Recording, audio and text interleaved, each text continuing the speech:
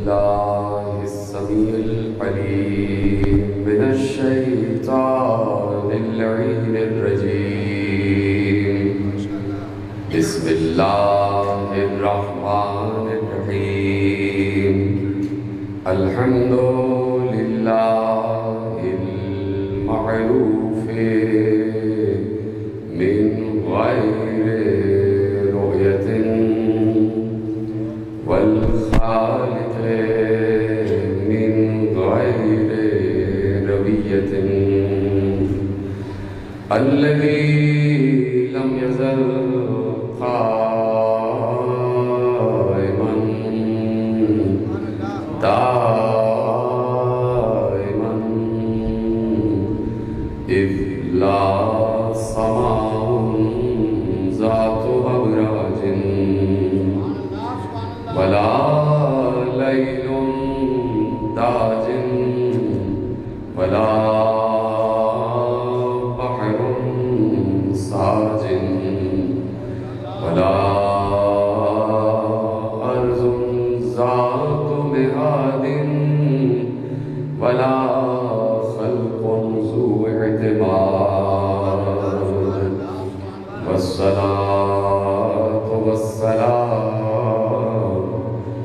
والتحية والإكرام على نبي الرحمة وخازن المغفرة وقائد الخير والبركة ومنقذ العباد من الهلكة سيدنا ومولانا أبي القاسم محمد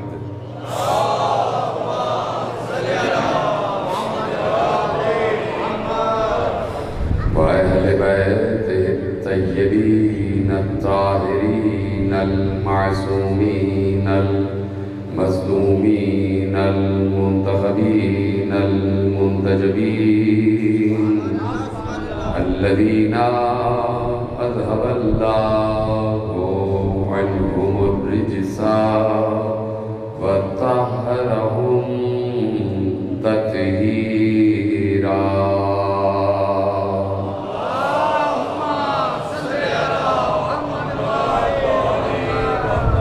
أما بعد فقد قال الله سبحانه وتعالى في محكم كتابه المجيد وفرقانه الحميد وقوله الحق. بسم الله الرحمن الرحيم. يعرفون نعمة الله ثم ينكرونها وأكثرهم الكافرون. صلوات محمد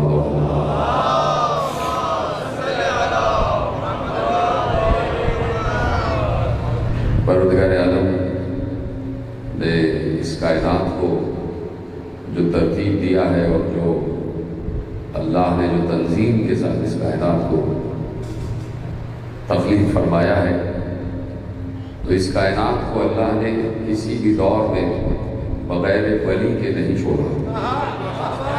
اس کائنات کو ہمیشہ ولایت کی سرپرستی حاصل رہی ہے اور سب سے بڑا ولی خود اللہ ہے، اور اس کے بعد اس نے ولایت محمد و علی میں تقسیم فرما. یہ ولایت وہی ولایت ہے کہ جو اللہ کی ولایت ہے. یہ ولی ویسے ہی ولی ہے کہ جیسے اللہ ولی ہے. تو اب بات صرف اتنی سی ہے کہ انسان ان امور کی طرف توجہ کرے کہ یہ جو ہم 1400 برس سے بات کر رہے ہیں اور لفظ ولایت پر گفتگو ہو رہی ہے، اور ہم چاہتے بھی ہیں کہ لفظ ولایت پر بات کی جائے، اس لیے کہ جب تک قرآن ہے تب تک لفظ ولی ہے، اور جب تک لفظ ولی ہے اس پر بات کرنا بہت ضروری ہے. لفظ چونکہ قرآن نے استعمال کیا ہے تو قرآن زندہ ہے، قرآن اللہ کا زندہ کلام ہے. تو لہٰذا جب اللہ کا زندہ کلام ہے تو پھر لفظ ولی بھی زندہ ہے اور جو ولی ہے وہ بھی زندہ ہے، اس لیے کہ اللہ نے ولایت اپنے ساتھ محمد علی کی بھی قرار دی۔ تو جو حیثیت ولایت، جو رتبہ ولایت، مسلسل ہم 14 برس سے یہ باتیں دہرا رہے ہیں کہ جو ایک کی ولایت کا رتبہ ہے وہی دونوں کی ولایت کا رتبہ ہے۔ مثلا میں آپ کے حوالے ایک جملہ کروں کہ اس کائنات میں کوئی شے بھی ایسی نہیں ہے کہ جو مخلوق نہ ہو، ہر شے مخلوق ہے، ہر شے کو اللہ نے تخلیق کیا ہے۔ زمین سے لے کے آسمان تک جتنی اشیاء ہیں سب اللہ کی تخلیق کردہ ہے۔ یعنی اس میں اگر میں اور قریب ہو جاؤں تو سورہ مبارکہ ملک میں اللہ نے ارشاد فرمایا کہ تبارک الذی بیدہ الملک وہو علی کل شیء قدیر الذی خلق الموت والحیات لیبلوکم ایکم احسن عملا۔ یعنی اللہ نے یہاں تک ارشاد فرما دیا کہ کائنات میں ہر شے، توجہ رکھیے گا، کائنات میں ہر شے مخلوق ہے، ہر شے اللہ کی مخلوق ہے اور ہر شے کو اللہ نے خلق کیا ہے، یہاں تک کہ موت بھی اللہ کی مخلوق ہے اور حیات بھی اللہ کی مخلوق ہے۔ یعنی موت و زندگی یہ دونوں اللہ کی تخلیق ہے، موت بھی اللہ نے خلق کی ہے اور زندگی کو بھی اللہ نے خلق کیا ہے۔ اسی لیے کہہ دیا کہ الذی خلق الموت والحیات، وہ ہے کہ جس نے موت کو بھی خلق کیا ہے اور حیات کو بھی خلق کیا ہے۔ اب جب موت بھی مخلوق ہے، حیات بھی مخلوق ہے، تو کوئی شے اس وقت دائرہ انسانیت میں اور دائرہ کائنات میں ایسی نہیں ہے کہ جو شے نہ ہو، اور ہر شے جو شے ہے وہ موت کے بھی دائرے میں ہے، وہ حیات کے بھی دائرے میں ہے۔ یعنی جو ہے وہ کل نہیں ہوگا، جو آج جی رہا ہے وہ کل مر جائے گا، جو چیز آج تر و تازہ ہے کل وہ خراب ہو جائے گی۔ یعنی یہ چیزیں موت و حیات کے دائرے میں ہیں۔ تو ہر چیز بشمول موت اور بشمول حیات سب مخلوقات ہیں۔ بات آپ تک پہنچ گئی؟ انسان بھی مخلوق ہے، حیوان بھی مخلوق ہے، پرندے بھی مخلوق ہیں، چرند بھی مخلوق ہیں، درندے بھی مخلوق ہیں، ہوا بھی مخلوق ہے، فضا بھی مخلوق ہے، خلا بھی مخلوق ہے، آسمان بھی مخلوق ہیں، ذرات زمین بھی مخلوق ہیں، دریا بھی مخلوق ہیں، سمندر بھی مخلوق ہیں، پانی کا ہر قطرہ مخلوق ہے، ریگستان مخلوق ہیں، صحرا مخلوق ہیں، نخلستان مخلوق ہیں، کھیت مخلوق ہیں، کھلیان بھی مخلوق ہیں، پھول بھی مخلوق ہیں، پھل بھی مخلوق ہیں، پہاڑ بھی مخلوق ہیں، جبل بھی مخلوق ہیں، کوہ بھی مخلوق ہیں، انبیاء بھی مخلوق ہیں، اوصیاء بھی مخلوق ہیں، شہداء بھی مخلوق ہیں، صالحین بھی مخلوق ہیں، صدیقین بھی مخلوق ہیں، خلفاء بھی مخلوق ہیں، تابعین بھی مخلوق ہیں، اصحاب بھی مخلوق ہیں، تابع تابعین بھی مخلوق ہیں، فرشتے بھی مخلوق ہیں، جبرائیل بھی مخلوق ہے، اسرافیل بھی مخلوق ہے، اسرائیل بھی مخلوق ہے، میکائیل بھی مخلوق ہے، یہاں تک کہ عرش بھی مخلوق ہے، کرسی بھی مخلوق ہے، لوح بھی مخلوق ہے، قلم بھی مخلوق ہے، سرادقات بھی مخلوق ہیں، حجابات بھی مخلوق ہیں، جنتیں بھی مخلوق ہیں، جہنم بھی مخلوق ہیں، دار و بہائے جنت بھی مخلوق ہیں، دار و بہائے جہنم بھی مخلوق ہیں، زمین سے لے کے آسمان تک جو کچھ ہے سب کا سب مخلوق ہے۔ اور اول مخلوق کون ہے؟ اس کا نام ہے مصطفیٰ۔ سلامت رہے آپ۔ اول مخلوق ہے مصطفیٰ، یعنی مصطفیٰ سے پہلے کچھ نہیں ہے۔ اس بات پر آپ نے غور فرمایا؟ یقیناً یہ تو سب کو یقین ہے کہ مصطفیٰ سے پہلے صرف اللہ ہے اور کچھ نہیں ہے۔ تو مصطفیٰ سے پہلے زمین بھی نہیں ہے، مصطفیٰ سے پہلے آسمان بھی نہیں ہے، مصطفیٰ سے پہلے پہاڑ بھی نہیں ہے، مصطفیٰ سے پہلے عرش بھی نہیں ہے، مصطفیٰ سے پہلے قلم بھی نہیں ہے، مصطفیٰ سے پہلے لوح بھی نہیں ہے، مصطفیٰ سے پہلے کرسی بھی نہیں ہے، مصطفیٰ سے پہلے جنتیں بھی نہیں ہیں، مصطفیٰ سے پہلے آدم بھی نہیں ہے، مصطفیٰ سے پہلے انبیاء بھی نہیں ہیں، اور اب جب آدم تک کی بات آ گئی تو مصطفیٰ سے پہلے جبرائیل بھی نہیں ہے۔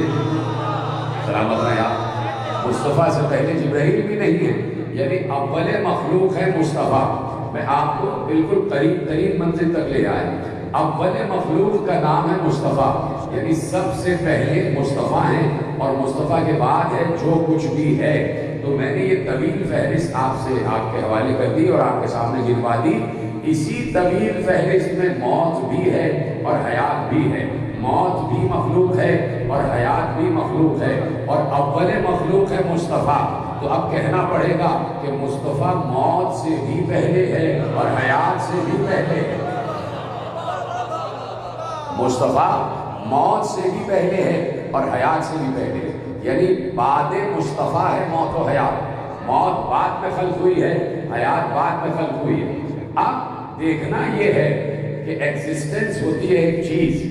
ہم موجود ہیں اس لیے کہ ہم حیات والے ہیں، ہم زندہ ہیں، ہم زندگی والے ہیں. ہمارے پاس زندگی ہے تو ہم جیتے جاگتے موجود ہیں. جو قبروں کے اندر ہیں وہ موت یافتہ ہو گئے، وہ مر گئے، ان کو موت آ گئی.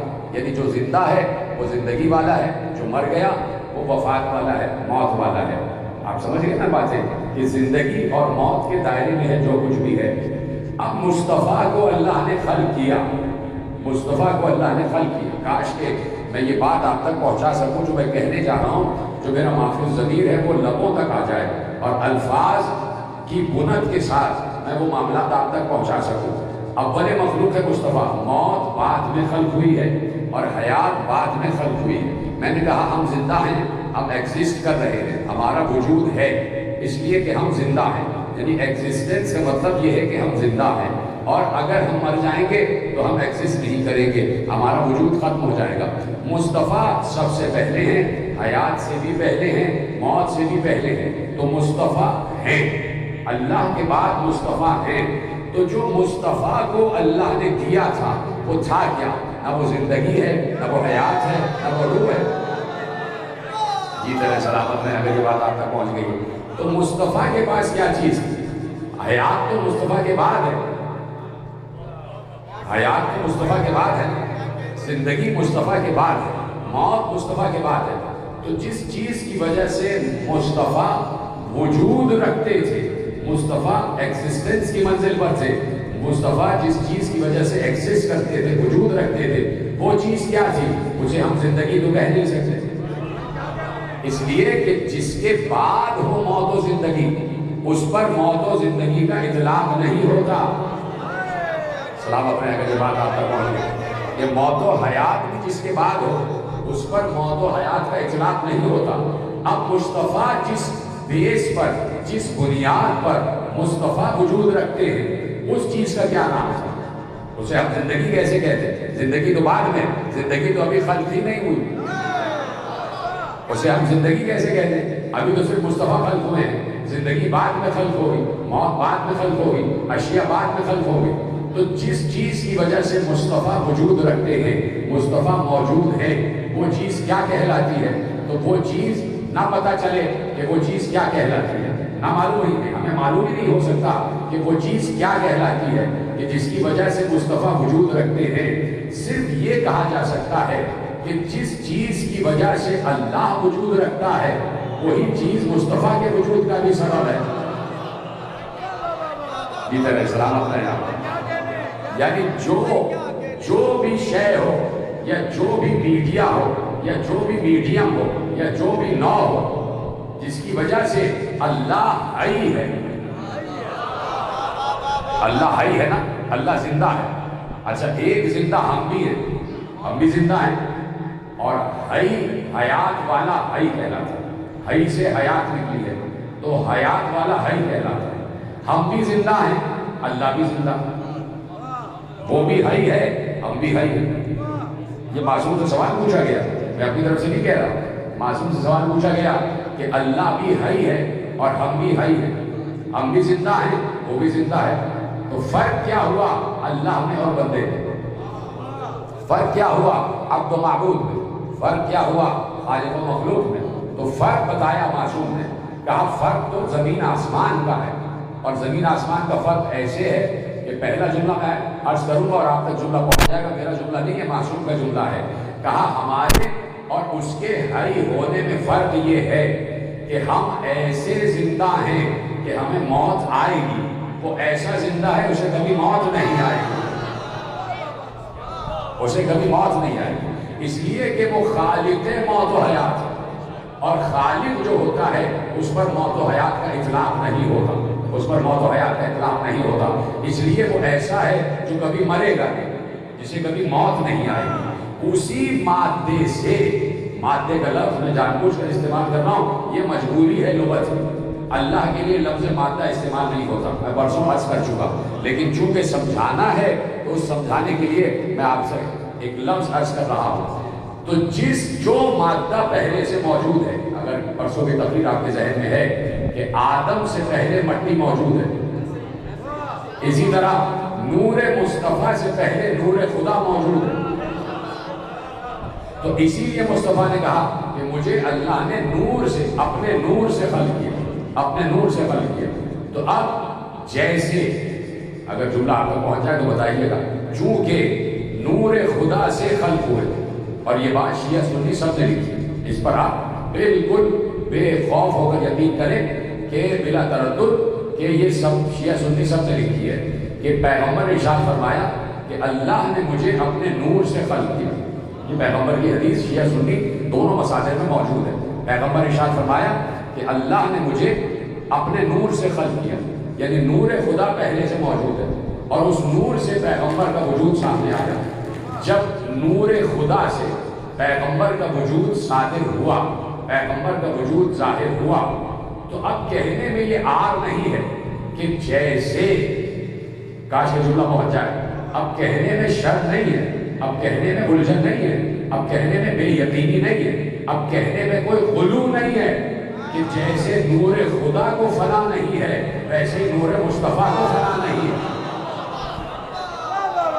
جی سلامت رہے آپ۔ یعنی جو صفت نور، جو صفت نور خدا بندی ہے وہی صفت نور مصطفیٰ بھی ہے۔ فرق ان دونوں میں یہ ہے کہ ایک خالق ہے ایک مخلوق ہے، ایک خالق ہے ایک مخلوق ہے، لیکن جو صفت نور جا رہی ہے اس صفت نور کے تحت جیسے وہ لازوال ہے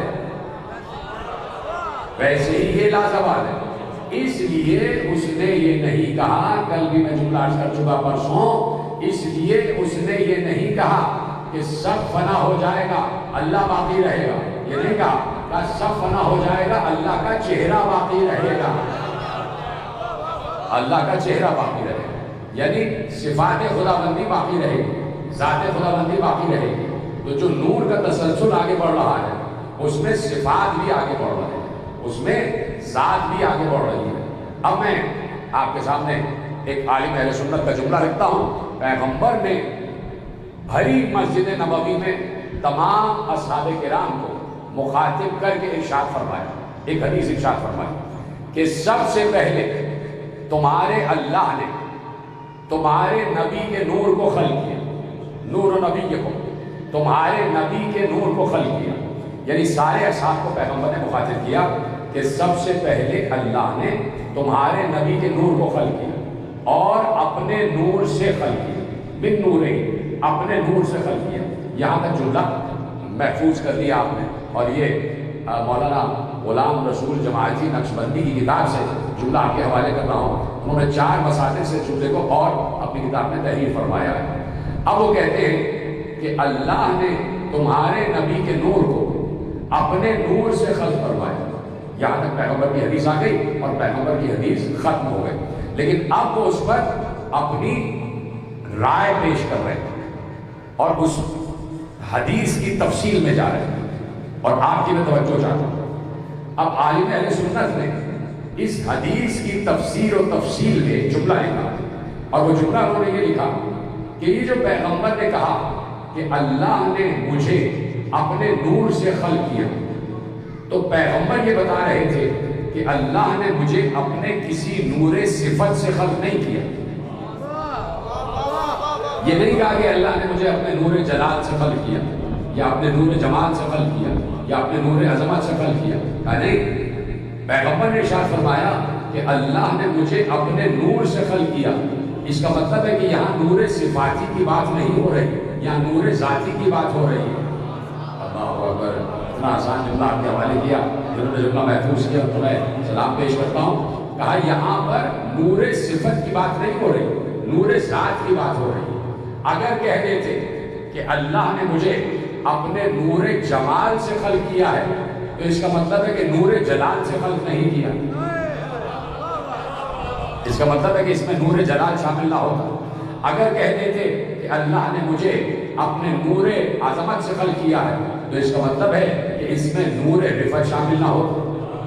اگر کہہ دیتے کہ اللہ نے مجھے اپنے نور کرم سے خلق فرمایا ہے تو اس میں نور رحم شامل نہ ہوتا۔ یعنی کسی ایک صفت کا اگر اظہار کر دیتے تو باقی تمام صفات مائنس ہو جاتی، باقی تمام صفات زیرو ہو جاتی کہ ایک صفت سے خلق ہوئے ہیں، باقی 98 صفات موجود نہیں ہیں۔ سلامت ہے آپ، ایک صفت سے خلق ہوئے باقی 98 صفات جو ہیں وہ موجود نہیں ہیں۔ اس لیے ان عالم اہل سنت نے لکھا، حوالہ میں دے دیا میں نے آپ کو، کہ انہوں نے کہا کہ اللہ کے نبی نے یہ کہا کہ مجھے اللہ نے اپنے نور سے خلق کیا، یعنی اپنے نور ذات سے خلق کیا۔ اب جب لفظ آ جاتا ہے ذات تو ایک انسان کی بھی ذات ہوتی ہے اور ایک انسان کی ذات میں کئی صفات ہوتے ہیں۔ وہ با اخلاق بھی ہوتا ہے، وہ سیرت والا بھی ہوتا ہے، وہ کردار والا بھی ہوتا ہے، وہ پرلطف لہجے والا بھی ہوتا ہے، وہ لطیف بھی ہوتا ہے، وہ حلیم الطبع بھی ہوتا ہے، اس کے شمائل حمائل کردار بہت اچھے ہوتے ہیں، وہ معاشرے میں بہت اچھا فرق بھی ہوتا ہے۔ یعنی ایک انسان میں 10 صفتیں ہیں، مثلا 10 صفتوں کا حامل ہے۔ بیک وقت اچھا خطیب بھی ہے، بیک وقت اچھا شاعر بھی ہے، بیک وقت اچھا خطاط بھی ہے، بیک وقت اچھا مفسر بھی ہے، بیک وقت اچھا انسان بھی ہے، بیک وقت مخلص بھی ہے، بیک وقت سیرت والا بھی ہے، بڑے اچھے لہجے والا بھی ہے، سیرت و کردار کا حامل بھی ہے۔ یہ 10 صفتیں ہو گئی، ایک انسان میں 10 صفتیں ہو گئی۔ اب اس کی ذات کا حصہ ہیں یہ 10 صفتیں، جہاں وہ جائے گا یہ صفتیں ساتھ جائیں گی۔ کیا مشکل ہو گئی یہ بات؟ مشکل تو نہیں ہو گئی، بہت آسان الفاظ میں آپ کے حوالے کر رہا ہوں۔ یعنی انسان میں کسی انسان میں کسی بھی فرد میں 10 صفتیں موجود ہیں۔ اب جہاں بھی جائے گا یہ صفتیں اس کے ساتھ جائیں گی۔ یہ نہیں ہے کہ صفتیں گھر چھوڑ کے جائے گا اور جہاں بھی جا رہا خالی ہاتھ جا رہا۔ اور اگر کوئی کہے کہ ذرا خطاطی کر کے دکھائیے تو وہ کہے کہ ذرا مجھے گھر جانے دو، پہلے میں صفت اوڑھ دوں اور اس کے بعد آؤں، ایسا تو نہیں ہوتا۔ یعنی جہاں پر بھی جائے گا اس کی صفتیں ساتھ جائیں گی، اس کی صفتیں ساتھ جائیں گی۔ اب ارشاد ہوا کہ اللہ نے مجھے اپنے نور ذات سے خلق کیا۔ اس کی ذات میں صرف 99 صفتیں نہیں ہیں، ہزاروں صفتیں ہیں۔ اب جہاں یہ نور ذات منتقل ہوگا سارے صفات خود بخود منتقل ہوتے جائیں گے۔ پہنچ رہی ہے آپ تک بات؟ جہاں پر بھی یہ نور ذات منتقل ہوگا صفتیں خود بخود منتقل ہوتی چلی جائیں گی۔ صرف ایک صفت ہے کہ جسے اللہ اپنے پاس رکھتا ہے اور وہ صفت ہے لا شریکیت۔ وہ کہتا ہے میری ذات لا شریک ہے، سارے نام تم رکھ لو گے، عبد الرحمن بھی ہو جاؤ گے، عبد الرحیم بھی ہو جاؤ گے، نام رکھ لو گے، لیکن کوئی اللہ نام نہیں رکھ سکتا۔ عبداللہ تو ہو سکتا ہے لیکن اللہ نہیں ہو سکتا، اس لیے کہ اللہ میرا ذاتی نام ہے اور یہ نام صرف میرا ہے۔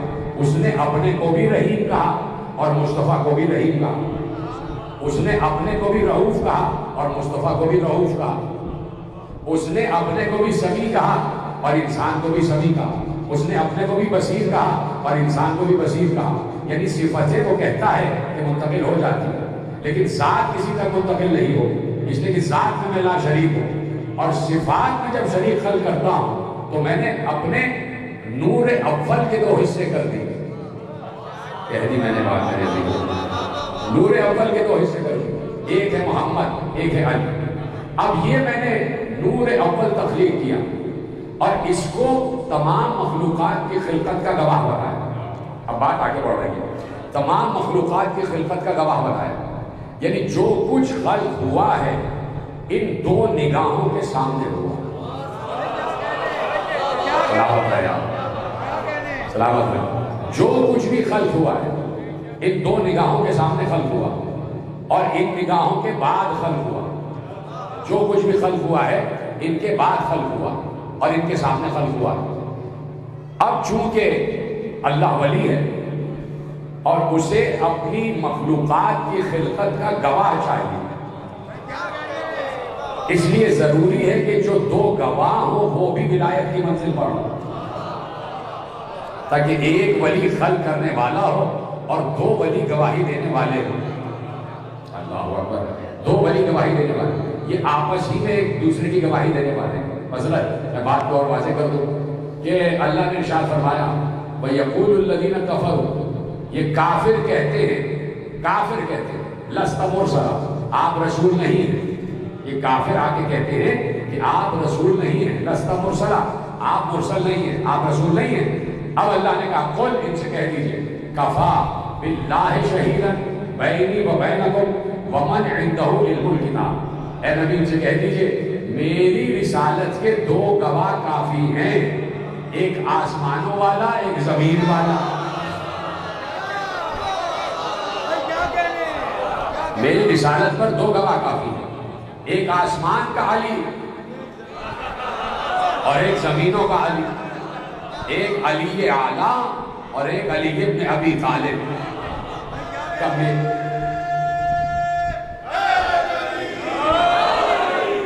یعنی پیغمبر سے اللہ کہہ رہا ہے کہ آپ ان سے کہہ دیجئے کہ میری رسالت پر دو گواہ کافی ہیں، ایک اللہ اور ایک علی جس کے پاس پوری کتاب کا علم ہے۔ اور یہ تمام اہل سنت مصادر میں لکھا ہوا ہے، سب نے بالانتظام و انصرام لکھا کہ یہاں پہ عالم کتاب سے مراد علی، یہاں پر عالم کتاب سے مراد علی، اور اس میں پچھلے سال سارے حوالے دے چکا کہ یہاں پر عالم کتاب سے مراد علی۔ تو اب اللہ بھی گواہ ہے رسالت مصطفیٰ کا اور علی بھی گواہ ہے رسالت مصطفیٰ کا، تو گواہ کے لیے ضروری ہے کہ چیز بن رہی ہو اور وہ دیکھ رہا ہو۔ اس کا مطلب ہے کہ اللہ مصطفیٰ کو رسول بنا رہا تھا اور علی بنتے ہوئے دیکھ رہا تھا۔ اللہ مصطفیٰ کو رسالت دے رہا تھا اور علی رسول بنتے ہوئے دیکھ رہے تھے۔ بات سمجھ میں آ گئی آپ کو؟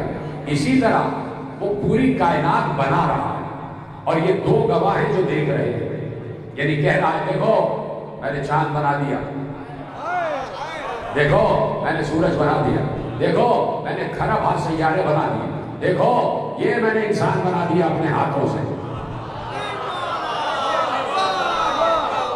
ہر چیز دکھا کے بنا رہا ہے، دیکھو اے محمد و علی میں پوری کائنات تخلیق کر رہا ہوں، میری خلقت کے گواہ ہو جانا۔ تو گواہ کس لیے ہونا؟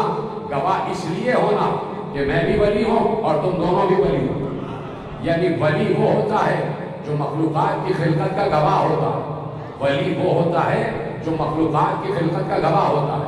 یہ میں نے بات اپنی طرف سے نہیں کہی، ایک بات پروردگار عالم نے ارشاد فرمایا قرآن مجید میں کہ ہم نے اپنے نبی سے مخاطب ہو کے کہہ رہا وَإِذْ قُلْنَا لِلْمَلَائِكَةِ اسْجُدُوا لِآدَمَ فَسَجَدُوا إِلَّا إِبْلِيسَ كَانَ مِنَ الْجِنِّ وَفَسَقَ عَنْ أَمْرِ رَبِّهِ أَفَتَتَّخِذُونَهُ وَذُرِّيَّتَهُ أَوْلِيَاءَ مِن دُونِي وَهُمْ لَكُمْ عَدُوٌّ بِئْسَ لِلظَّالِمِينَ بَدَلًا مَا أَشْهَدتُّهُمْ خَلْقَ السَّمَاوَاتِ وَالْأَرْضِ وَلَا خَلْقَ أَنفُسِهِمْ۔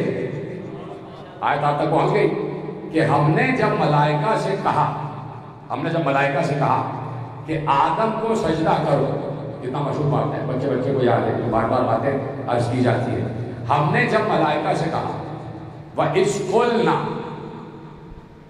یہ نہیں کہا کہ میں نے جب ملائکہ سے کہا،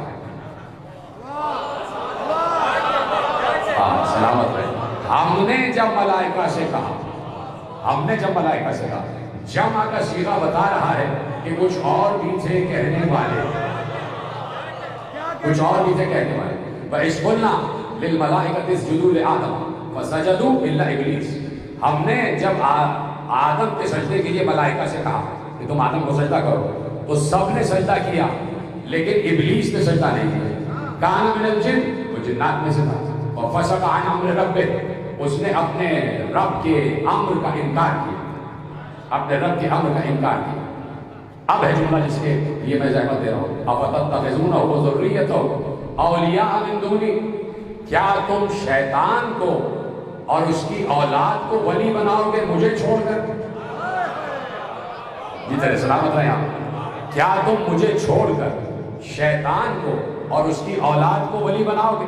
تو اب دیکھیے آپ کہ اللہ کہہ رہا ہے، اس کا مطلب ہے جب اللہ نے یہ آیت رکھی ہے، جب اللہ نے توجہ رکھیے گا میری طرف، کہ جب اللہ نے یہ آیت رکھی ہے کہ کیا تم مجھے چھوڑ کر شیطان کو اور اس کی اولاد کو ولی بناؤ گے، تو اللہ کوئی آیت بلا مقصد رکھتا نہیں ہے۔ اس کا مطلب ہے کہ کچھ لوگ تھے اور کچھ لوگ ہونے والے ہیں کہ جو شیطان کو بھی ولی بنائیں گے، اس کی اولاد کو بھی ولی بنائیں گے۔ توجہ فرمائیں، اللہ بلا مقصد کوئی آیت نہیں رکھتا۔ آیت کے وجود کا مقصد یہ ہے، مطلب یہ ہے اور اشارہ یہ ہے کہ کچھ لوگ ہیں جو شیطان کو ولی قرار دیتے ہیں، جنہوں نے شیطان کو ولی بنایا ہوا ہے۔ اس کا مطلب ہے کہ ایک ولی رحمان ہوتا ہے اور ایک ولی شیطان ہوتا ہے۔ شیطان کے بھی اولیاء ہوتے ہیں، اللہ کے بھی اولیاء ہوتے ہیں، تو ہر کسی ولی کو اللہ والا ولی نہ سمجھ لینا، ہر ولی کو اللہ والا ولی نہ سمجھ لینا، اس لیے کہ اللہ کہہ رہا ہے کہ شیطان کے بھی اولیاء ہوتے ہیں، شیطان کے اولیاء ہوتے ہیں، اور جو اللہ ولی ہے اور جو رسول ولی ہے اور جو علی ولی ہے، اور اس کے بعد علی کے 11 بیٹے اولیاء، ان کا کیا کام کیا ہے؟ تو اللہ نے ارشاد فرما دیا، اللہ ولی الذین آمنوا یخرجہم من الظلمات الی النور۔ اللہ کسی اور کا ولی نہیں ہے، اللہ صرف ایمان والوں کا ولی ہے۔ اگر اللہ کی ولایت چاہیے، اگر اللہ کو ولی ماننا ہے تو پہلے ایمان والے بنو۔ اللہ اکبر، جملہ پہنچا نہیں آپ تک؟ دیکھیے کیا ارشاد فرمایا، اللہ ولی الذین آمنوا یخرجہم من الظلمات الی النور والذین کفروا اولیاءہم الطاغوت یخرجونہم من النور الی الظلمات۔ اب یہاں پہ دو قسم کی اولیاء کا تذکرہ اللہ نے آیت الکرسی میں کر دیا۔ پوری آیت الکرسی ہم فیہا خالدون تک ہے، ہماری یہی آیت الکرسی ہے، ہماری آیت الکرسی ہم فیہا خالدون تک ہے۔ اب کیا کہا، اللہ ولی الذین آمنوا یخرجہم من الظلمات الی النور۔ اللہ ایمان والوں کا ولی ہے، اور ایمان والوں کا ولی اللہ ہے، تو اس ولی کا کام یہ ہے کہ وہ ایمان والوں کو اندھیرے سے نور میں لے آتا ہے، وہ اندھیرے سے نور میں لے آتا ہے۔ والذین کفروا، اور جو کافر ہیں، اولیاءہم الطاغوت، ان کا ولی طاغوت ہے، ان کا ولی شیطان ہے، اور اس شیطان کا کام یہ ہے کہ وہ جو ایمان والے نور میں آئے ہوئے ہوتے ہیں انہیں نور سے دوبارہ لے کے ظلمت میں چلا جاتا ہے۔ تو اللہ ولی کا کام یہ ہے کہ اندھیرے سے نور میں لے آئے، اور شیطان والے ولی کا کام یہ ہے کہ نور سے دوبارہ تاریکی میں لے جائے، نور سے دوبارہ تاریکی میں لے جائے۔ تو اب ولی کا بھی کام ہے، ولی کی بھی ذمہ داریاں ہیں، میرے ساتھ ہیں سارے، ولی کی بھی ذمہ داریاں ہیں، ولی کا بھی کام ہے۔ تو اب ولایت ہر دور میں یکساں رہتی ہے، ولایت ہر دور میں یکساں رہتی ہے، اللہ بھی ولی ہے اور رسول علی بھی ولی ہے، اور اس ولایت کی طرف اللہ نے اشارہ فرمایا کہ کیا تم شیطان کو اپنا ولی بنا لو گے ہمیں چھوڑ کر؟ اس کا مطلب ہے کہ کچھ لوگ شیطان کو ولی بنائے ہوئے ہیں، یہاں تک میں نے بات چھوڑی تھی، کچھ لوگ شیطان کو ولی بنائے ہوئے ہیں۔ آپ نے یہ دیکھا ہوگا کہ کوئی بھی شیطانی طاقت کو ولی نہیں کہتا، یا شیطان کی اولاد کو ولی نہیں کہتا، لیکن اللہ کہہ رہا ہے کہ تم نے ولی بنایا ہوا ہے۔ تو یہاں ضروری نہیں ہے کہ شیطان کو ولی کہے تو ولایت اس کی مانی جائے گی، نہیں، اس کا مطلب ہے قرآن کی آیت میں یہ آیت رکھی اس لیے ہے کہ جو شیطان کی اطاعت کر رہا ہے گویا اس نے شیطان کو ولی مان لیا، جو شیطان کی اطاعت میں ہے، جو شیطان کی فرما برداری میں ہے، گویا اس نے شیطان کو اپنا ولی بنا لیا اور شیطان کی اولاد کو اپنا ولی بنا لیا۔ اب دیکھنا یہ ہے کہ اطاعت شیطان ہے کیا، اور کون کون مطیع شیطان ہوا اور کون کون فرما بردار شیطان ہوا۔ جو بھی فرما بردار شیطان ہوا، جو بھی شیطان کے بہکاوے میں آ گیا، گویا اس کا ولی شیطان ہے، رحمان نہیں ہے۔ یہ بات طے ہو گئی کہ جو بھی شیطان کے بہکاوے میں آیا، جس نے بھی شیطان کا اتباع کیا، جس نے بھی شیطان کی اطاعت کی، گویا اس نے شیطان کو شعوری یا لاشعوری طور پر اپنا ولی قرار دے دیا، اپنا ولی مان لیا، اپنا ولی ڈکلیئر کر دیا۔ تو اب دیکھنا یہ ہے کہ کون کون شیطان کے بہکاوے میں آیا اور کیسے بہکاوے میں آیا۔ پہلا لفظ آپ کے حوالے کروں گا اور آپ اس پوری روایت تک پہنچ جائیں گے، اس لیے کہ اتنی مجلسیں سننے میں بیٹھے ہیں، آپ 55 سے مجلسیں سن رہے ہیں، صرف اشارہ ہی آپ کو کافی ہے۔ میں نے کہا بات چھوڑی کہ دیکھنا یہ ہے کہ 1400 برس کی تاریخ میں یہاں تک اور یہاں سے لے کے قیامت تک کون ہے یہ جو شیطان کا مطیع رہا، جو شیطان کا فرمانبردار رہا اور شیطان کے بہکاوے میں آ گیا۔ تو بھائی بات یہ ہے، ایک واقعہ تو آپ کی بھی پیش نگاہ ہے کہ میں اکثر ایک جملہ کہتا ہوں کہ اچھا خاصا مرہب واپس جا رہا تھا۔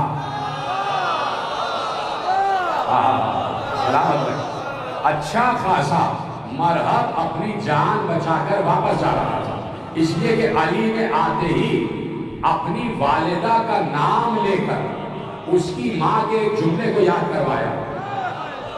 علی نے جو تعارف کرایا نا کہ انا الذی سمتنی امی حیدر، میں وہ ہوں کہ میری ماں نے میرا نام حیدر رکھا، تو لفظ ماں استعمال کر کے مرہب کو اس کی ماں کا جملہ یاد دلایا کہ تیری ماں نے تو کچھ کہا تھا، یاد کر تیری ماں نے تجھ سے کیا کہا تھا۔ یعنی علی کو معلوم ہے، حالانکہ مرہب سے پہلی ملاقات ہوئی ہے، حالانکہ مرہب سے دو پہلی ملاقات ہوئی ہے، لیکن علی اس کے پورے ذائچے کو جانتے ہیں، علی اس کی پوری حیات کو جانتے ہیں، علی اس کے ماضی کو بھی جانتے ہیں اور علی اس کے مستقبل کو بھی جانتے ہیں۔ علی جانتے ہیں کہ ماضی میں اس کے ساتھ کیا ہوا اور علی جانتے ہیں کہ مستقبل میں کیا ہونے والا، معلوم ہے کہ اس کا کیا حشر ہونے والا۔ تو علی نے اپنی مادر گرامی کے ذریعے سے تعارف کرا کے اس کی ماں کا ایک جملہ یاد دلا دیا۔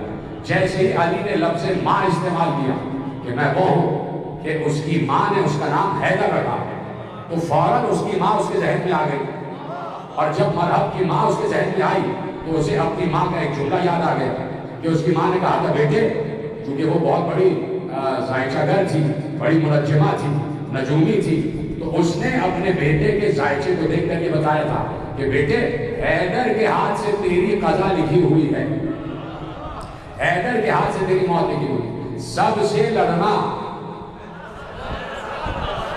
حیدر آ جائے تو اس سے نہ لڑنا۔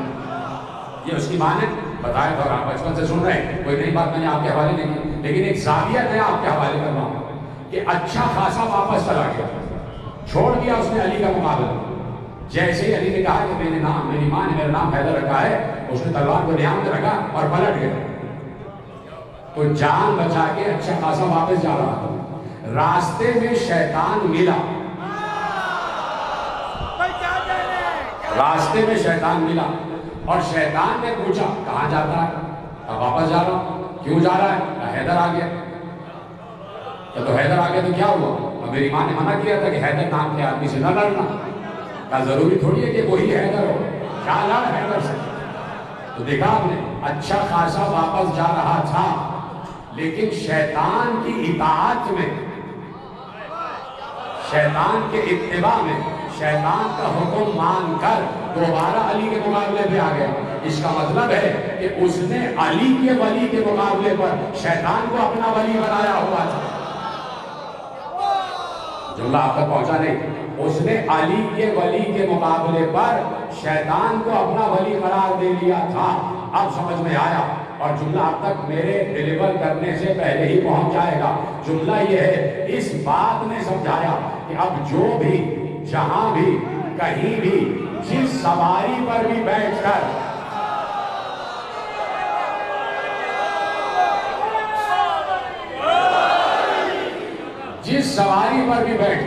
علی کے مقابلے میں آ جائے، سمجھ لینا اس نے شیطان کو اپنا ولی بنایا ہوا ہے۔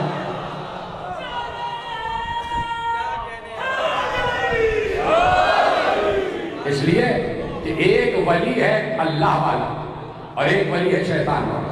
اسی لیے کہہ دیا کہ افتتخذونہ وذریتہ اولیاء من دونی، کیا تم شیطان کو اور اس کی اولاد کو مجھے چھوڑ کر ولی بنا لو گے؟ تو شیطان کو ولی نہ بنا، شیطان کو ولی نہ بنا۔ اب اس کا دوسرا جملہ یہ ہو سکتا ہے کہ علی اور علی کے 11 بیٹوں کو چھوڑ کر جو کسی اور کو ولی بنائے گا، تو گویا اس نے شیطان کو اپنا ولی بنایا ہوا، گویا اس نے شیطان کو اپنا ولی بنایا ہوا، اس لیے کہ ایک ولایت الہیہ ہے اور ایک ولایت ابلیسیہ ہے۔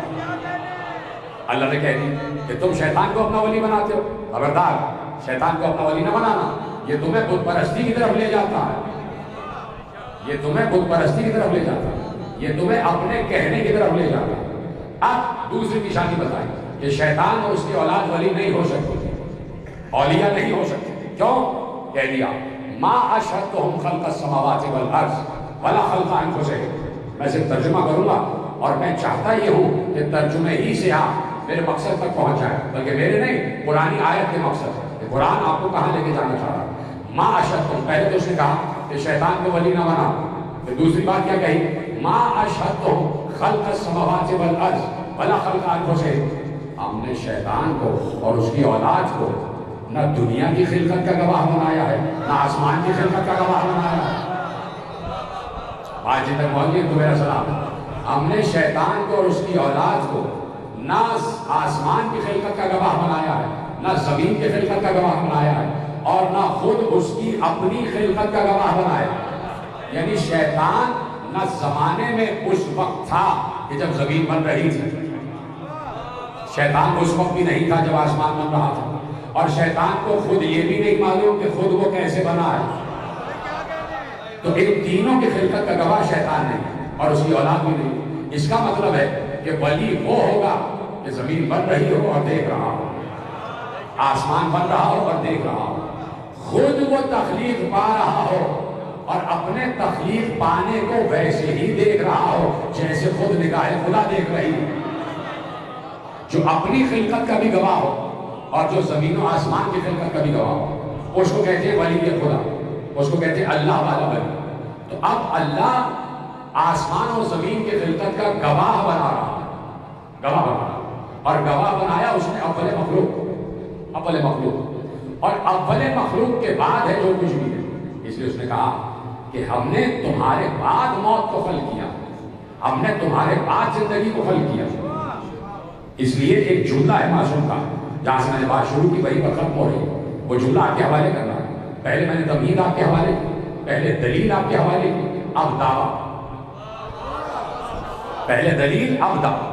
آپ نے اس بات کی یقین فرما لیا کہ موت بھی ان کے بعد ہے اور حیات بھی ان کے بعد ہے، تو جو چیزیں ان کے بعد ہوں ان چیزوں کے اثرات ان پر نہیں پڑیں گے، ان چیزوں کے اثرات ان پر نہیں پڑیں گے، یعنی موسموں کے اثرات ان پر نہیں پڑیں گے۔ سردی گرمی کے اثرات علی پر نہیں پڑتے تھے،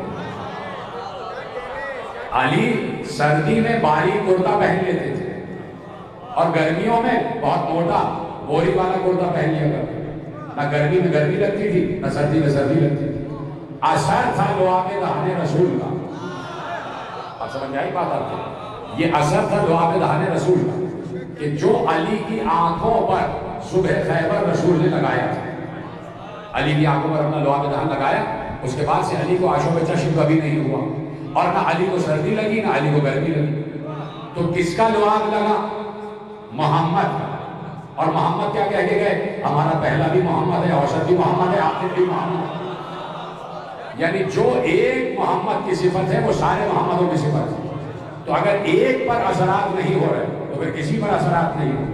تو اب کیا کہا کہ تم ہو موت سے بھی پہلے اور تم ہو حیات سے بھی پہلے، موت تمہارے بعد ہے اور حیات تمہارے بعد ہے۔ اس لیے آپ وہ جملہ معصوم کی زبانی سنتے ہیں، اور جملہ بڑا مشہور ہے کہ خود امیر المومنین نے ارشاد فرمایا کہ ہمارا مرنے والا مرتا نہیں ہے۔ جن تک جملہ پہنچا ہے بولے السلام، معرفت کے عنوان سے میں تقریر آپ کے حوالے کر رہا ہوں۔ ہمارا مرنے والا مرتا نہیں ہے، بلکہ وہ ایک اور جہان میں چلا جاتا ہے اور اس کی جگہ دوسرا محمد آ جاتا ہے، اس کی جگہ دوسرا محمد آ جاتا ہے۔ ایک روح آمر ہے کہ جو نفسن بعد نفسن منتقل ہوتی ہے، ایک روح امر ہے۔ کذالک اوحینا الیک روحا من امرنا ما کنت تدری ما الکتاب ولا الایمان۔ اللہ کہہ رہا ہے، پیغمبر سے ارشاد فرما رہا ہے کہ ہم نے ایسے ہی آپ کے اندر اپنے روح امر کو داخل کیا۔ آپ نہیں جانتے تھے کہ کتاب کیا ہے اور ایمان کیا ہے، لیکن جیسے ہی ہم نے آپ میں روح امر کو داخل کیا، آپ کے پاس کتاب کا علم بھی آ گیا، ایمان کا علم بھی آ گیا۔ ما کنت تدری ما الکتاب ولا الایمان، آپ نہیں جانتے تھے کہ کتاب کیا ہے، آپ نہیں جانتے تھے کہ ایمان کیا ہے، لیکن اس روح امر کے ذریعے آپ کتاب کو بھی پہچان رہے ہیں اور آپ ایمان کو بھی پہچان رہے ہیں۔ یہ نہ سمجھیے گا یہ کوئی بہت بڑا عرصہ گزرا ہے کہ مصطفیٰ خلق ہوئے اور وہ بہت عرصے تک کچھ نہیں جانتے تھے اور اس کے بعد اللہ نے پہچان پایا۔ یہ خلقت مصطفیٰ سے متصل ہے۔ جو سمجھ گئے ان کو سلام ہے، جو نہیں سمجھے وہ پھر غور فرما لیں گے کہ یہ خلقت نور مصطفیٰ سے متصل ہے، اس بات کہ ہم نے تمہیں فوراً ہی پہچان پا لیا، ہم نے اسی وقت روح امر تمہارے وجود میں داخل کر دیا، اور اس روح امر کے ذریعے تم یہ بھی جاننے لگے کہ کتاب کیا ہے اور تم یہ بھی پہچاننے لگے کہ ایمان کیا ہے۔ تو ایک روح امر ہے کہ جو محمد بعد محمد وجود میں داخل ہوتے اور اسی روح امر کے ذریعے محمد آگے بڑھ رہے، محمدیت آگے بڑھ رہے۔ تو ہمارا جانے والا جاتا نہیں ہے، ہمارا جانے والا جاتا نہیں ہے، عالمین ہیں۔ اس عالمین سے ہٹ کر 12 عوالم اور ایک عالم میں آپ دیکھ رہے ہیں، ایک عالم جس میں 18,000 عالمین اور مزید موجود ہیں۔ اور پچھلے سے پچھلے سال میں پوری ایک تقریر اس پر عرض کر چکا کہ کروڑ ہا، ارب ہا، کھرب ہا سیارے اور ستارے موجود ہیں، یہ جو مسلسل کہیں جا رہے ہیں، کلسٹرز ہیں کہ جن میں ثوابت و سیارے موجود ہیں اور جو مستقل کسی طرف سفر کر رہے ہیں۔ تو عالمین موجود ہیں اور 12 عالم موجود ہیں۔ صلوات کو پڑھتے محمد وعلی محمد۔ 12 عوالم موجود ہیں۔ تو معصوم نے ارشاد فرمایا کہ جب بھی کوئی ہمارا معصوم اس دنیا سے اٹھتا ہے تو وہ اپنے مقام پر جو عالم اس کے لیے مخصوص ہوتا ہے وہ وہاں جا کر حاکم بنایا جاتا ہے، حاکم بنایا جاتا ہے۔ تو اس وقت 11 عالموں میں 11 امام حکماں ہیں اور حکومت کر رہے ہیں، یعنی 11 عالموں میں ولایت محمدیہ چل رہی ہے۔ اور آخری جب آئے گا اور پھر اس کے بعد وہ 12واں عالم بھی آباد ہو جائے گا جس میں 12ویں کی حکومت ہوگی۔ تو جانے والے جانے ہی اپنے اپنے عالم میں جا رہے ہیں اور حکومت کر رہے ہیں۔ اسی لیے جب آپ قبور ائمہ پر جاتے ہیں، کسی کے ذہن میں یہ بات آ سکتی ہے پھر یہ قبریں کیا ہیں، پھر یہ قبریں کیا ہیں، ان میں جو جسد آئے ائمہ، جسد آئے معصومین دفن، پھر وہ کیا ہے؟ تو آپ لے لیجیے وہ کیا ہے، وہ کیا ہے۔ جیسے ہی آپ قبور ائمہ پر جاتے ہیں تو تقریباً ہر امام کی زیارت میں ایک جملہ ہے، اور جملہ امام کو مخاطب کر کے، پریشان تو نہیں ہو گئے آپ سب میرے ساتھ؟ امام کو مخاطب کر کے جملہ پڑھا جاتا ہے کہ تم یہ کہو کہ اشہد انک، میں گواہی دیتا ہوں کہ آپ، پہلے تو مخاطب ہوتے ہیں کہ آپ، اس کا مطلب ہے کہ جس سے مخاطب ہو رہے ہیں اس سے آپ زندہ مان رہے ہیں۔ میں گواہی دیتا ہوں کہ آپ میری آواز کو سن بھی رہے ہیں اور اس وقت مجھے دیکھ بھی رہے ہیں۔ تو یہ قبریں نہیں ہیں، یہ معصوم کا تخت ولایت ہے کہ جس پر بیٹھ کر وہ پوری دنیا کو ملاحظہ کر رہا ہے اپنے زائرین میں۔ یہ معصومین کا تخت ولایت ہے کہ جس پر بیٹھ کر وہ پوری دنیا کا مشاہدہ کرتے ہیں۔ زائرین آتے ہیں، ان کی فریاد سنتے ہیں اور ان کی فریاد پر عمل درآمد ہوتا ہے، عمل درآمد ہوتا ہے۔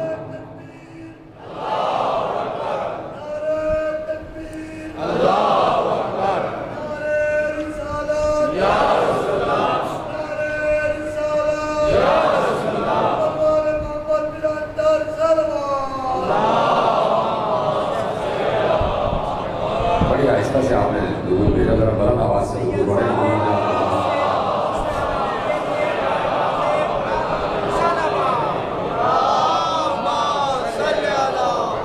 توجہ فرمائی آپ نے۔ اب میں دلیل ایک اور آپ کے حوالے کر دیتا ہوں کہ ہمارا جانے والا جاتا نہیں، ہمارا مرنے والا مرتا نہیں۔ اس کی ایک دلیل آپ کے حوالے کرتا ہوں کہ حارث حمدانی بیمار ہے، علی حارث حمدانی کی عیادت کو آئے تو حارث حمدانی علی کو دیکھ کر رونے لگے۔ میرے مولا علی نے کہا کہ کیا موت سے خوفزدہ ہو گئے، کیا موت سے ڈر رہے ہو؟ حارث حمدانی نے کہا کہ مولا آپ کا چاہنے والا اور موت سے ڈر جائے، یہ ہو ہی نہیں سکتا۔ آپ کا چاہنے والا موت سے نہیں ڈرتا۔ کہا پھر کیوں رو رہے ہو؟ کہا رو اس لیے رہا ہوں کہ اب تک تو آپ کے چہرے کی زیارت کرتا رہا، لیکن جب مر جاؤں گا تو آپ کے چہرے کی زیارت نہیں ہو سکتی۔ آپ کی زیارت سے محروم ہونے کا مجھے ڈر ہے، اس لیے رو رہا ہوں۔ اب میرے مولا نے وہ جملہ کہا، حارث احمد علی مسکراتے ہوئے کہا، حارث احمد علی کیا تم نے ہم سے یہ بات نہیں سنی ہے کہ جو بھی جہاں بھی کہیں بھی مرتا ہے اس وقت تک نہیں مرتا جب تک علی کو دیکھ نہ لے، جب تک علی کو دیکھ نہ لے۔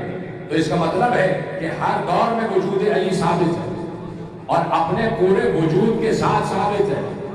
علی کو اپنے وجود کے ساتھ مرنے والا دیکھتا اور پھر دیکھتا ہے تو لبیک کہتا۔ اس لیے کہ جب علی آ جائیں لینے کے لیے، کچھ گوشے میں نے آج آپ کے حوالے کیے، یقیناً آپ کے اذان علی تک پہنچے ہوں گے کہ جب علی خود آ جائیں لینے کے لیے تو پھر مومن انکار نہیں کر پاتا۔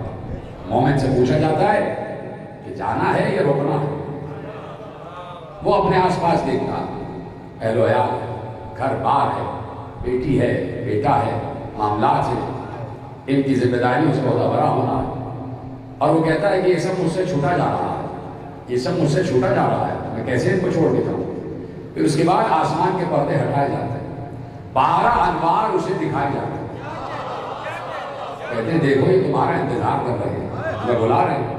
جیسے وہ ان 12 انوار کو دیکھتا ہے دنیا اس کی نگاہ میں ہیش ہو جاتی ہے، پھر وہ ان کے بلانے کو چلا جاتا ہے، پھر وہ ان کے بلانے پر لبیک کہتا ہوا چلا جاتا ہے، لیکن اس کے باوجود آپشن رہتا ہے کہ رکنا ہے تو رک جاؤ، جانا ہے تو چلے جاؤ۔ جب ایک مومن کو اللہ یہ اختیار دے رہا ہے تو سوچے کہ جو امیر المومنین ہے، سوچے کہ جو کائنات کا ولی ہے اللہ کے بعد، اس کا اختیار کتنا ہوگا۔ اسی لیے بار بار عاشور کے دن ملائکہ کا نزول ہو رہا تھا۔ حسین ابن علی کے پاس ملائکہ سب کا سب آتے تھے اور حسین ابن علی سے اللہ کی طرف سے پیغام پہنچایا جاتا تھا۔ حسین، اللہ کہہ رہا ہے کہ پوری دنیا کی حکومت، قیامت تک کی زندگی، پوری دنیا کا اقتدار اور اختیار کچھ نہیں ہوگا تمہیں دے دیا جائے گا، ملک سلیمان سے بڑھ کر ملک عظیم تمہیں عطا کیا ہوا۔ تو حسین پوچھتے تھے کہ دوسری بات کیا ہے؟ پہلی بات تو یہ ہو گئی کہ اللہ کہہ رہا ہے کہ پوری دنیا کی حکومت، قیامت تک کی زندگی اور اقتدار کا۔ دوسری بات کیا ہے؟ کہ دوسری بات اللہ کہہ رہا ہے کہ میں تم سے ملاقات چاہتا ہوں، میں تم سے ملاقات چاہتا ہوں۔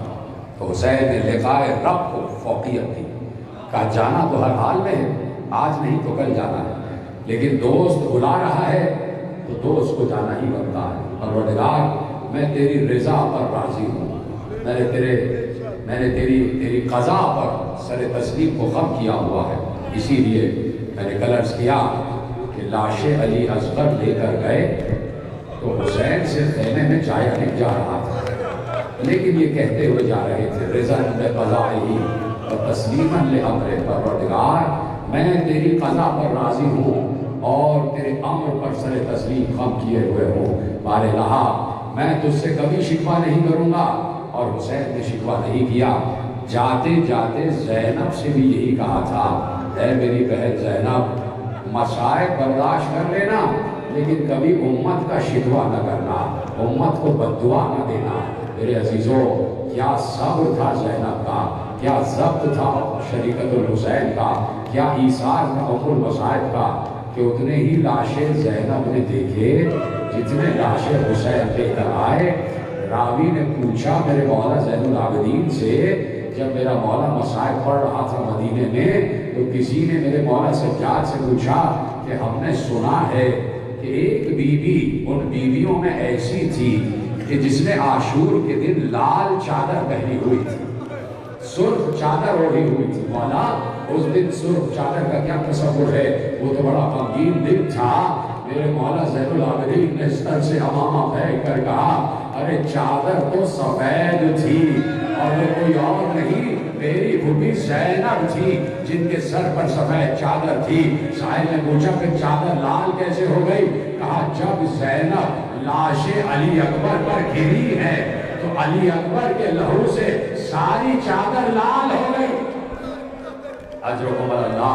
अली अकबर के लहू से सारी चादर ज़ैनब लाल हो गई, सुर्ख हो गई चादर। लेकिन एक जुमला और सुन लेना मेरे अजीजों, जब लाशे अली अकबर खैमे में आई है, हुसैन अली अकबर का लाशा खैमे में लाए तो लाकर अली अकबर का लाशा लिटा दिया। लिटाने के बाद तमाम बीवियां आ गईं, अली अकबर के लाशे के गिर्द नरवा किया, लाशे के गिर्द घेरा डाला। कोई बीवी अली अकबर के गेसुओं को चूम रही थी, कोई बीवी अली अकबर के हाथों को चूम रही थी। एक बार हुसैन ने कहा, उम्मे लैला नजर नहीं आ रही, उम्मे लैला कहाँ पर हैं? तो जाओ लेकर आओ उम्मे लैला को। अब फिजा गई उम्मे लैला के खैमे में कि उम्मे लैला को लेकर आए कि बेटे की लाश आ गई है, बेटे का जसद आ गया है, आओ अली अकबर को आखिरी सलाम कर लो।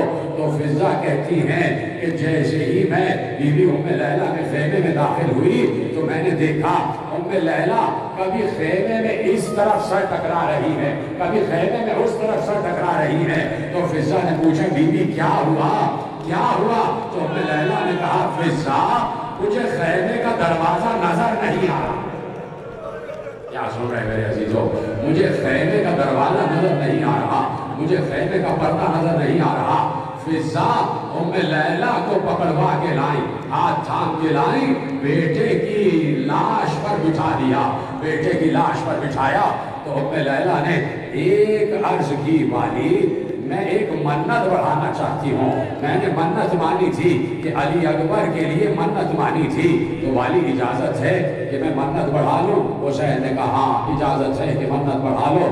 कहा वाली मन्नत बढ़ाने से पहले मैं चाहती हूँ आप खेमागाह के बाहर की तरफ अपना मुंह मोड़ लें, आप इधर से रुख मोड़ के दरवाजे की तरफ रुख कर लें। हुसैन ने उजड़ी हुई माँ का कहना माना, हुसैन ने अपना रुख खेमागाह के दरवाजे की तरफ किया और इधर पुश्ते हुसैन पर अली अकबर का लाशा रखा हुआ था।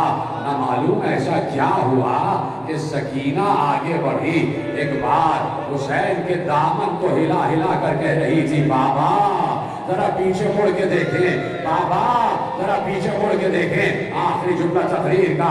अब जो हुसैन ने पीछे मुड़ के देखा, हुसैन का कलेजा फट गया, इसलिए कि उम्मे लैला अली अकबर के लहू से अपने हाथों को तर कर करके कभी चेहरे पर मल रही थी, कभी बालों पर मल रही थी।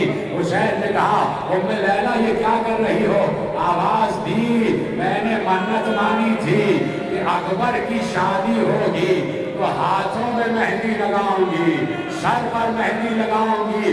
आज मेरे अकबर की बारात आ गई है, मैं दूल्हा की मेहंदी सजा रही हूं। अला लअनतुल्लाहि अलल कौमिज़ ज़ालिमीन, फसयअलमुल्लज़ीना ज़लमू अय्युम मुनक़लिबिन यन्क़लिबून